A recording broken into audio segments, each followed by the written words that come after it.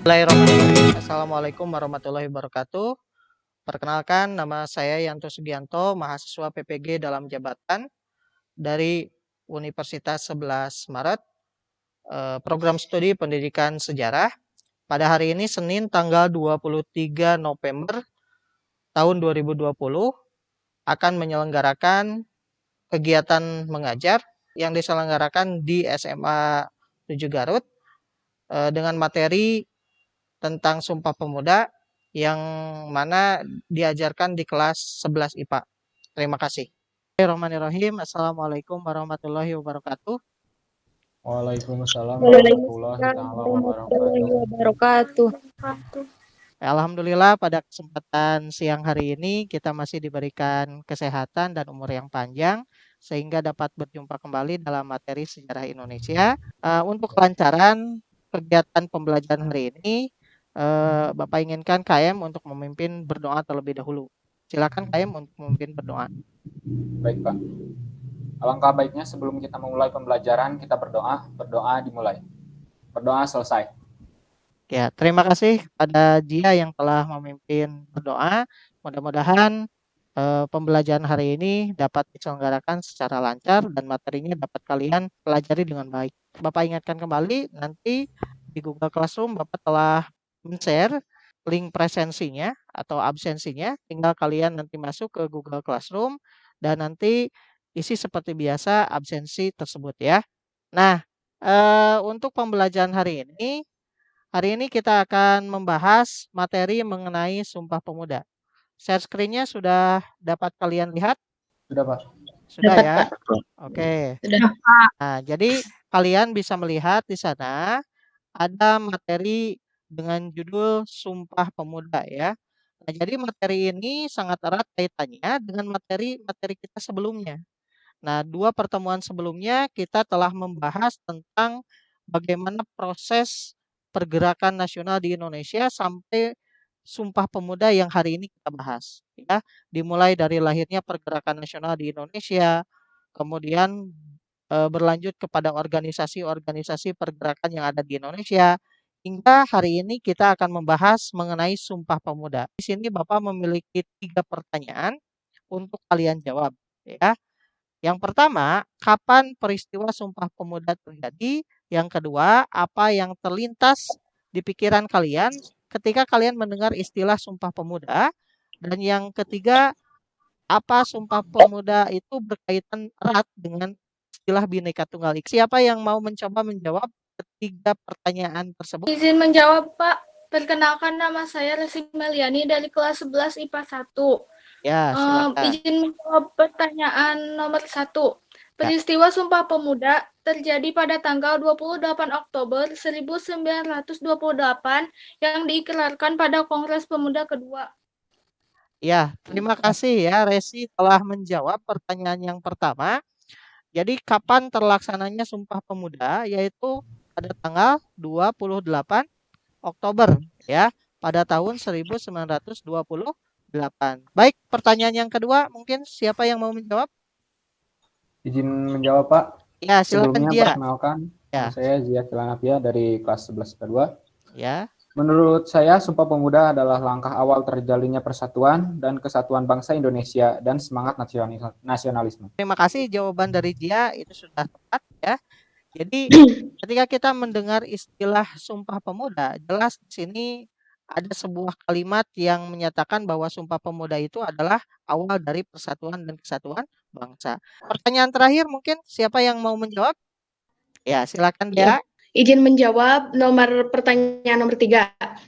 Menurut pendapat saya, Sumpah Pemuda sangat erat dengan Bhinneka Tunggal Ika, karena di dalamnya memiliki arti yang sama, yaitu berbeda-beda namun tetap satu jua. Sehingga Sumpah Pemuda adalah awal dari persatuan bangsa Indonesia. Sekian dan terima kasih. Iya, luar biasa ya jawaban dari Dea yang telah menjawab pertanyaan nomor 3. Nah, jadi dengan kata lain, istilah Bhinneka Tunggal Ika itu adalah alat pemersatu bangsa Indonesia. Berbeda-beda tetapi tetap satu jua. Nah, kenapa ada istilah demikian? Karena kita menyadari sebagai satu bangsa Indonesia itu ternyata memiliki komponen yang mana memiliki perbedaan baik itu suku bangsanya, bahasanya, agamanya, sehingga perlu diikat dalam satu persatuan atau dalam hal ini dalam semboyan Bhinneka Tunggal Ika. Baik, kita akan lanjutkan pada materi selanjutnya. Bisa dilihat share screen yang Bapak tampilkan. Ya.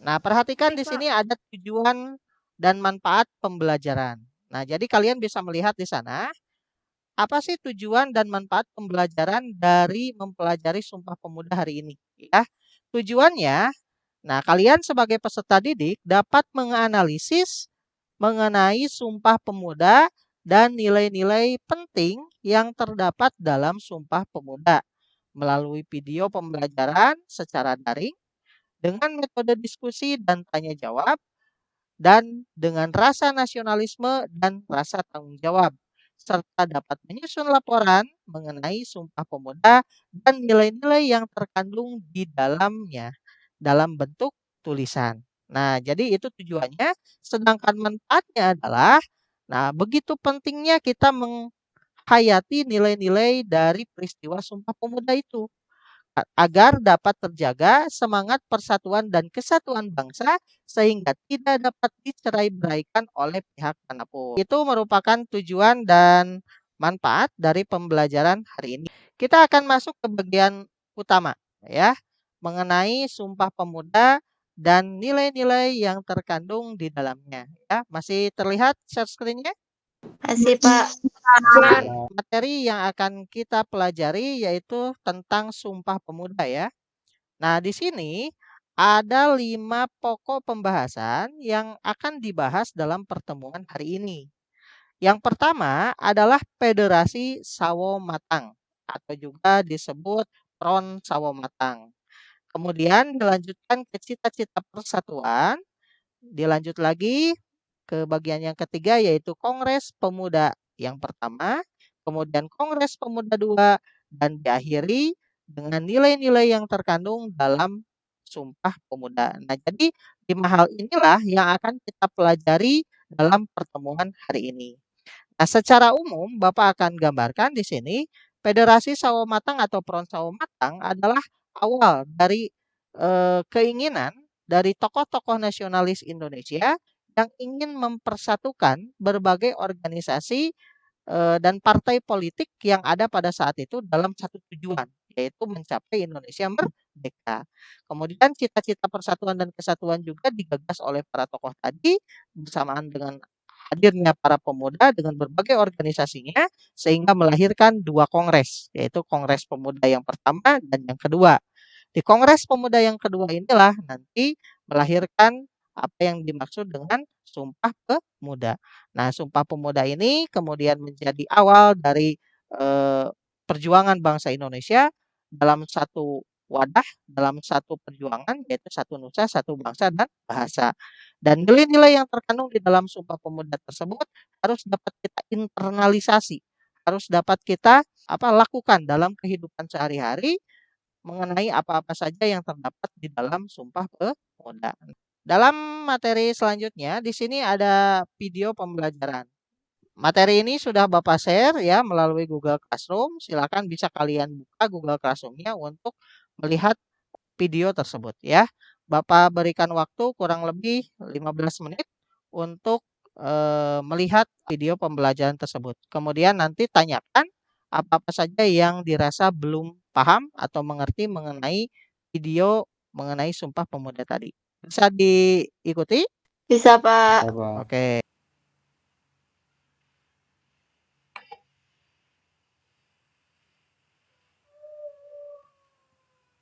Assalamualaikum warahmatullahi wabarakatuh. Selamat berjumpa kembali dengan Bapak Yanto Sugianto dalam materi Sejarah Indonesia. Kali ini Bapak akan membawakan materi tentang Sumpah Pemuda. Materi ini tentu saja tidak asing di telinga kalian karena setiap tahunnya kita peringati Sumpah Pemuda tersebut. Baik, langsung saja kita awali pembelajaran hari ini. Materi ini dapat kalian lihat sebagaimana yang ditulis dalam peta konsep.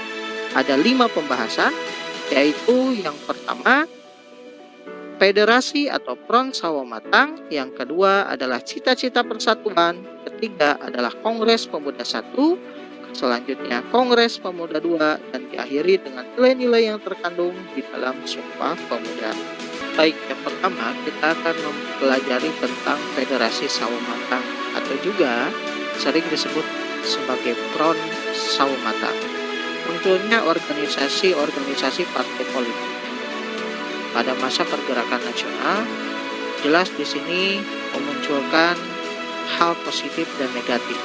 Positifnya di sini munculnya berbagai organisasi tersebut memiliki peranan penting dalam kemajuan bangsa Indonesia. Tapi di sisi lain, kekhawatiran dari beberapa tokoh yaitu terjadinya gesekan-gesekan di antara partai politik yang akan merugikan bangsa Indonesia sendiri dalam mencapai kemerdekaan. Nah, oleh karena itu, di sini Insinyur Soekarno bersama para pimpinan organisasi dan partai politik pada saat itu mengadakan pertemuan yang ada di Bandung pada tanggal 17 sampai dengan 18 Desember tahun 1927. Dari hasil yang disepakati dalam pertemuan tersebut, maka dibentuklah perhimpunan-perhimpunan politik kebangsaan Indonesia atau juga yang disebut sebagai PPPKI. Selanjutnya, lahirnya Cita-Cita Persatuan dan Kesatuan. Pada Kongres tanggal 12 Juli tahun 1918, organisasi pemuda yang bernama Trikoro Darmo berubah menjadi organisasi bernama Yung Japa atau Pemuda Jawa.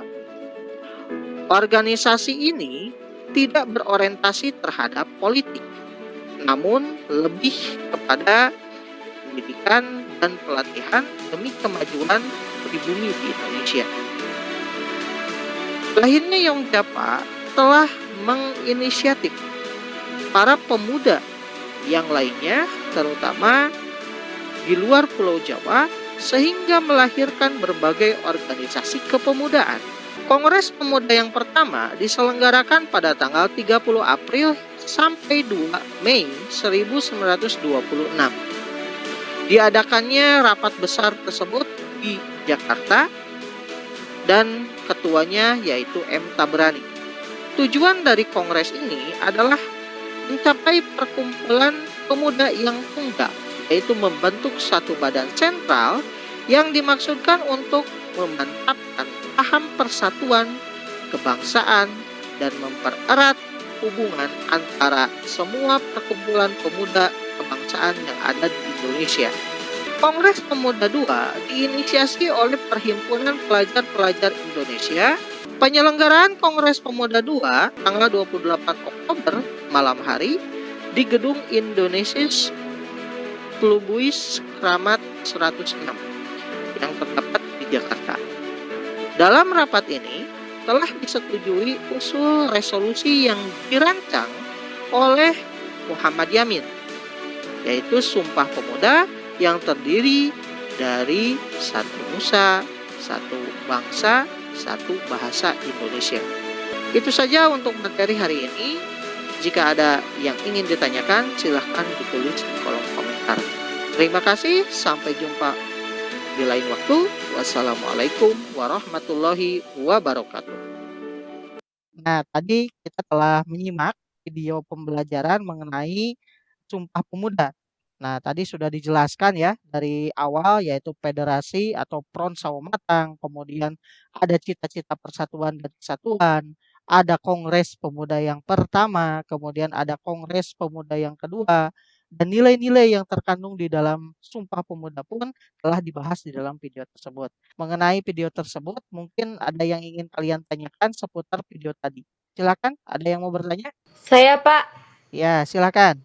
Perkenalkan, nama saya Mas Hayati, berasal dari kelas 11 IPA 1. Ya, Izin silakan. bertanya, mengapa Insinyur Soekarno menggagas dibentuknya Front Sawo Matang? Sekian pertanyaan dari saya, terima kasih. Ya, bagus ya pertanyaan dari Imas ya. Jadi ditanyakan tentang alasan mengapa Insinyur Soekarno menggagas dibentuknya PRON atau Federasi Sawo Matang? Nah, coba siapa yang mau menjawab pertanyaan tadi?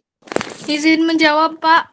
Iya, Karena silakan. pada saat ini tokoh Insinyur Soekarno menilai perlunya ada kesadaran persatuan antar partai, politik, dan organisasi agar tidak terjadi perselisihan antar partai atau organisasi. Ya, luar biasa ya jawaban dari Resi ya. Nah, tadi sudah disebutkan bahwa jawabannya itu adalah karena pada saat itu Insinyur Soekarno menilai bahwasanya banyaknya partai politik, banyaknya organisasi-organisasi yang muncul pada masa pergerakan nasional, ini sebenarnya sangatlah baik bagi bangsa Indonesia sebagai wadah perjuangan. Tapi di sisi lain, ternyata ada dampak yang dikhawatirkan oleh tokoh-tokoh ini, yaitu mengenai eh, akan terjadinya clash atau singgungan-singgungan di antara partai, di antara organisasi yang mana akan merugikan bangsa kita sendiri. Nah, oleh karena itu, tokoh semacam Insinyur Soekarno dan yang lainnya akan menggagas sebuah persatuan ya yang menghimpun seluruh organisasi partai politik yang ada pada saat itu dalam persekutuan yang dinamakan PPPKI. Nah, tadi sudah dijelaskan ya dalam video pembelajaran yang tadi Bapak putar ya. Kemudian ada yang lain mungkin yang ingin bertanya? Izin bertanya, Ya, silakan. mengapa Kongres Pemuda ke-1 dianggap belum berhasil hingga perlu diadakannya kembali Kongres Pemuda kedua? Oke, terima kasih ya. Pertanyaan bagus dari Ahmad. Tadi ditanyakan mengapa sih Kongres Pemuda yang pertama dirasa belum cukup sehingga perlu diadakan Kongres Pemuda yang kedua. Nah, kira-kira di sini ini apa jawabannya? Ayo, siapa yang mau menjawab? Izin menjawab, Pak. Ya. Menurut pemahaman saya, Kongres Pemuda ke-1 belum berhasil mengikat seluruh pemuda dalam satu persatuan. Sehingga diadakan Kongres kedua itu untuk mematangkan persatuan di antara para pemuda dalam Sumpah Pemuda. Oke, jawabannya bagus ya. Nah, jadi luar biasa sekali tadi jawabannya bahwasanya Kongres Pemuda yang pertama itu terasa belum cukup ya, karena masih adanya konsep-konsep yang belum disetujui oleh para pemuda. Tetapi di sana sudah ada itikad bahwa mereka menginginkan adanya cita-cita persatuan. Nah, karena Kongres Pemuda pertama ini dirasa tidak puas dengan hasil yang dicapainya, maka perlu diadakan kongres lanjutan dan diselenggarakanlah Kongres Pemuda yang kedua. Nah, terima kasih ya jawabannya. Ada lagi mungkin pertanyaan? Cukup mengenai video pembelajaran tadi? Cukup, Pak. Cukup, Pak. Baik. Nah, jadi Bapak rasa untuk materi atau video pembelajarannya tidak ada masalah ya. Kalian sudah cukup paham mengenai video tersebut. Baik, kita akan lanjutkan pada materi selanjutnya. Nah, jadi di sini, di bagian ini, kalian akan menuju ke Google Classroom. Di Google Classroom, Bapak sudah mengupload beberapa berkas yang isinya mengenai LKPD. Nah, di dalam LKPD tersebut ada 4 pertanyaan yang mesti kalian diskusikan dan dijawab sesuai dengan pertanyaan di LKPD tersebut. 4 pertanyaan ini silahkan kalian diskusikan bersama-sama di dalam Google Classroom. Kemudian nanti Bapak kasih waktu kurang lebih 10 menit untuk mendiskusikan ini dan nanti kembali lagi untuk dipresentasikan dalam meeting ini.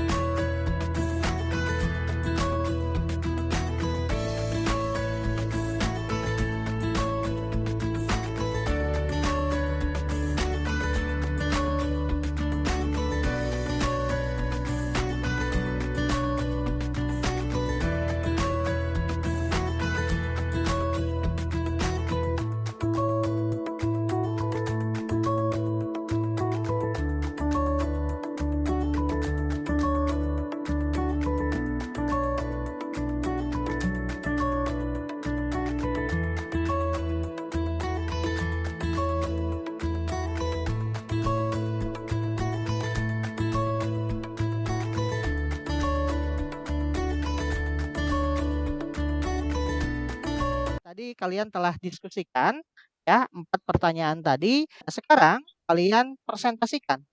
Siapa yang mau bacakan soal dan jawaban nomor 1? Saya, Pak. Ya, silahkan. Pertanyaan nomor 1. Kemukakan pendapatmu tentang hasil dari Kongres Pemuda 1. Izin menjawab, menurut saya, hasil utama dari Kongres Pemuda 1 adalah Kongres Pemuda 1 menghasilkan keputusan yang mendasar, yaitu Kongres mengakui dan menerima cita-cita persatuan Indonesia. Sekian dan terima kasih. Ya, jawabannya bagus ya. Nah, jadi Kongres Pemuda yang pertama itu walaupun belum menghasilkan satu keputusan Sumpah Pemuda, tetapi dasar-dasar dari lahirnya Sumpah Pemuda itu telah terencana sejak awal dari Kongres Pemuda yang pertama. Izin menjawab Ya, soal silakan. nomor 2. Apa pengaruh Kongres Pemuda 2 terhadap para pemuda pada saat itu? Menurut saya, hasil Kongres Pemuda 2 pada saat itu menghasilkan identitas baru sebagai bangsa Indonesia melalui adanya Sumpah Pemuda. Jadi perjuangan pada saat itu tidak lagi atas nama daerah masing-masing, melainkan atas nama bangsa Indonesia. Oke. Nah, jadi pertanyaan yang kedua tadi dijawab oleh Resi ya tentang apa pentingnya atau pengaruh dari Kongres Pemuda 2 terhadap para pemuda pada saat itu. Nah, jelas di sini sangat berpengaruh besar ya bagi perjuangan bangsa Indonesia terutama para pemuda. Yang mana pada saat itu para pemuda yang terdiri dari berbagai suku bangsa, bahasa, agama ya yang tersebar di seluruh kepulauan Nusantara kemudian disatukan dalam sebuah ikatan yang bernama Sumpah Pemuda. Satu nusa, satu bangsa, dan satu bahasa. Ya.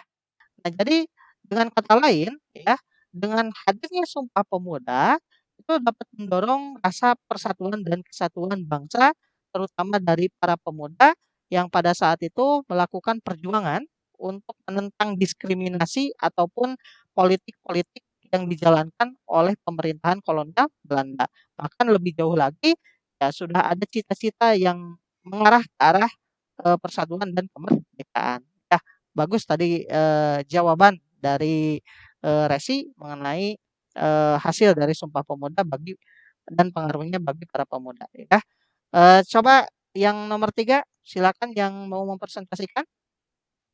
Izin menjawab soal nomor 3. Ya, Nilai-nilai apa saja yang dapat kita ambil dari peristiwa Sumpah Pemuda? ya, Nilai persatuan dan kesatuan bangsa yang diwujudkan dalam semboyan Bhinneka Tunggal Ika, walaupun berbeda-beda namun tetap satu jua, sebagai satu bangsa yaitu Indonesia. Nilai persatuan dan kesatuan ini perlu kita jaga sampai kapanpun, karena bangsa ini akan terus ada ketika kita tetap menjaga persatuan bangsa dan tidak mudah dipecah belah oleh pihak manapun. oke ya. Nah, jadi tadi pertanyaan nomor 3 ya. Tadi nilai-nilai apa saja yang dapat kita ambil dalam peristiwa Sumpah Pemuda ini ya yang paling utama adalah nilai persatuan dan kesatuan. Tadi sudah disebutkan oleh Mutiara bahwasanya nilai persatuan dan kesatuan itu adalah modal utama bangsa Indonesia untuk meraih kemerdekaan. Bisa dibayangkan oleh kita bahwa sampai sekarang pun bangsa kita merupakan bangsa yang terdiri dari beraneka ragam bahasa, agama, kemudian suku bangsanya. Nah, itu merupakan kekayaan yang ada di Indonesia sendiri, namun perlu dijaga karena rentan sekali terjadinya perpecahan di antara suku bangsa tersebut. Nah, dengan hadirnya Sumpah Pemuda tadi diharapkan ya bisa menjadi sebuah kekuatan untuk persatuan dan kesatuan bangsa di masa dulu sampai dengan masa yang akan datang ya. Nah, silakan pertanyaan nomor 4. Nomor terakhir, siapa yang mau menjawab? Izin menjawab soal nomor 4. Ya, Bagaimana silakan. pendapatmu tentang pentingnya menginternalisasi nilai-nilai Sumpah Pemuda pada generasi milenial? Ya, Izin menjawab, menurut saya sangat penting sekali karena generasi milenial merupakan generasi penerus bangsa Indonesia yang perlu akan persatuan dan keutuhan bangsa. serta terus menjaga bentuk negara kesatuan Indonesia dari berbagai ancaman dan tantangan pada masa depan nanti. Oke ya, terima kasih jawaban dari Mutiara. Tadi nomor 3 dan nomor 4 ya. Nah, jadi tadi pertanyaan nomor 4 yaitu bagaimana pendapat kalian tentang pentingnya menginternalisasi nilai-nilai Sumpah Pemuda pada generasi milenial. Nah, ini jawabannya sebenarnya bisa beraneka ragam ya. Nah, jadi intinya di sana nilai yang terpenting tadi sudah dibahas yaitu nilai persatuan dan kesatuan. Bangsa kita merupakan bangsa yang beraneka ragam, suku bangsa, agama, dan bahasanya, sehingga dengan hadirnya Sumpah Pemuda tersebut menjadi alat perekat dan pemersatu bangsa. Nah, oleh karena itu penting bagi kita sebagai generasi muda atau generasi milenial bangsa ini perlu menjaga persatuan dan kesatuan tersebut, sehingga bentuk negara kita atau Negara Kesatuan Republik Indonesia dapat terjaga persatuannya. Mungkin sebelum dilanjut ke bagian akhir, ada yang mau ditanyakan dulu? Saya, Pak, Ya, silakan. Dea. Ya, apa izin yang bertanya, tanya? Ya, silakan. apa dampak Sumpah Pemuda untuk masa kini? Nah, jadi pertanyaannya apa dampak Sumpah Pemuda bagi masa kini? Ada yang mau menjawab? Ada, Pak. Ya, silakan Lailatul. Assalamualaikum warahmatullahi wabarakatuh. Perkenalkan, Waalaikumsalam. nama saya Nisa, asal kelas dari 11 IPA 1. Izin menjawab. Ya, Dampak Sumpah Pemuda yaitu memupuk rasa persatuan dan kesatuan bangsa, memelihara keutuhan NKRI, menjaga cita-cita kemerdekaan. Sekian, terima kasih. ya, jawabannya sangat tepat sekali ya. Jadi itu merupakan nilai-nilai terpenting yang telah ditanamkan dalam peristiwa Sumpah Pemuda bagi kehidupan bangsa kita saat ini. Ya, makanya setiap tanggal 28 Oktober dari mulai 1928 sampai dengan sekarang kita terus peringati dan meyakini bahwa embrio persatuan dan kesatuan bangsa dibangun sejak saat itu. Nah, generasi saat ini adalah bagaimana mempertahankan apa yang telah dibangun melalui Sumpah Pemuda yaitu persatuan dan kesatuannya, bahkan cita-cita luhur dari para pendiri bangsa menjadi sebuah negara kesatuan Republik Indonesia itu tidaklah mudah. Nah, oleh karena itu generasi muda saat ini perlu menjaga upaya-upaya persatuan dan kesatuan bangsa tadi. Ya. Mungkin ada lagi yang ingin ditanyakan? Tidak, Pak. Ya. Kita akan Cukup, Pak. lanjut ke bagian akhir ya.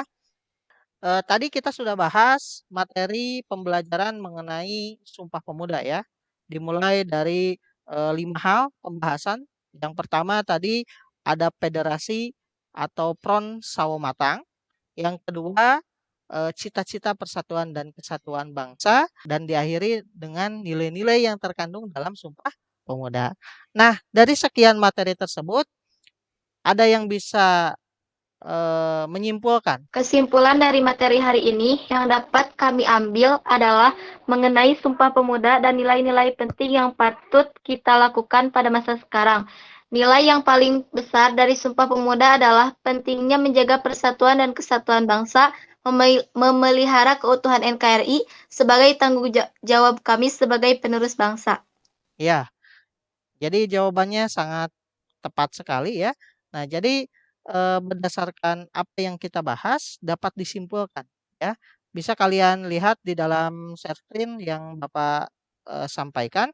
Di sini ada kesimpulan yang mana yang pertama adalah federasi dan Front Sawo Matang merupakan upaya dari para tokoh Indonesia untuk menghimpun persatuan dan kesatuan bangsa.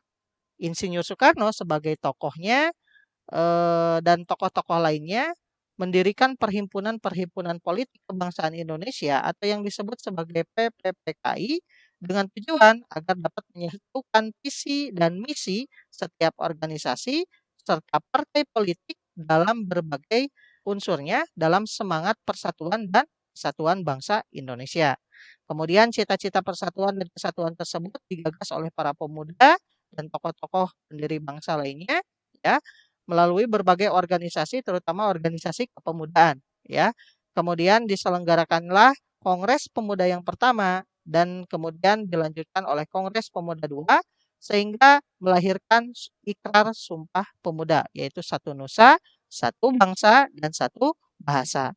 Sebelum diakhiri Bapak ingatkan untuk nanti kembali ke Google Classroom, di sana ada penilaian ataupun evaluasinya, kalian kerjakan ya. Ada soal PG yang perlu kalian kerjakan, soalnya hanya 5 buah ya, dan dikerjakan sesegera mungkin agar dapat diperiksa oleh Bapak.